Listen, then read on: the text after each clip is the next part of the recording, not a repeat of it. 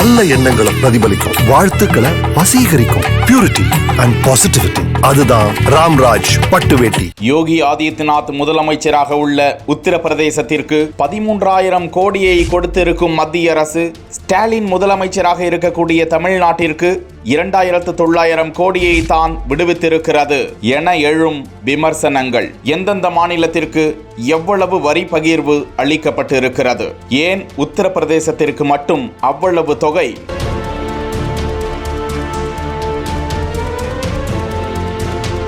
அதானே இந்த 4,000 கோடி. இதெல்லாம் சரியான விதத்துல சரியான சமயத்துக்குள்ள உபயோகப்படுத்தி இருந்தா இந்த நிலைமை வராது. மாநில அரசுகளுக்கு வழங்க வேண்டிய வரி பகிர்வு தொகை 72,961 கோடியே 21 லட்சத்தை மத்திய அரசு முன்கூட்டியே விடுவித்திருக்கிறது.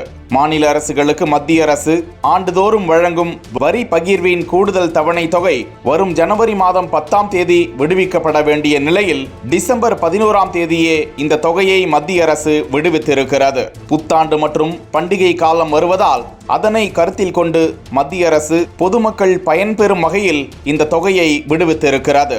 இதுகுறித்து மத்திய நிதி அமைச்சகம் வெளியிட்டுள்ள அறிவிப்பில், உத்தரப்பிரதேச மாநிலத்திற்கு 13,088 கோடியே 51 லட்சத்தை வரி பகிர்வாகவும், பீகார் மாநிலத்திற்கு 7,338 கோடியே 44 லட்சத்தையும், மத்திய பிரதேசத்திற்கு 5,727 கோடியே 44 லட்சத்தையும், மேற்கு வங்கத்திற்கு 5,488 கோடியே 88 லட்சம் ரூபாயையும், மகாராஷ்டிரத்திற்கு 4,608 கோடியே 96 லட்சம், ராஜஸ்தானிற்கு 4,396 கோடியே 64 லட்சம் என 28 மாநிலங்களுக்கும் வரி பகிர்வை அளித்திருக்கும் மத்திய அரசு தமிழகத்திற்கு 2,976 கோடியே 10 லட்சத்தை விடுவித்திருக்கிறது. இந்த நிலையில் தமிழகத்திற்கும் உத்தரப்பிரதேசத்திற்கும் இத்தனை 1000 கோடிகள் வித்தியாசமா என விமர்சனங்கள் எழுந்து வருகின்றன. இந்தியாவிலேயே அதிக மக்கள் தொகை கொண்ட மாநிலம் உத்தரப்பிரதேசம். 75 மாவட்டங்களை கொண்ட அந்த மாநிலத்தில் 80 மக்களவை உறுப்பினர்களும் 31 மாநிலங்களவை உறுப்பினர்களும் உள்ளனர். தமிழகத்தின் மக்கள் தொகை 8 கோடியே 34 லட்சம். உத்தரப்பிரதேசத்தின் மக்கள் தொகை 24 கோடிக்கும் அதிகம் என்பது புள்ளி விவரங்களின் அடிப்படையில் தெரிய வருகிறது.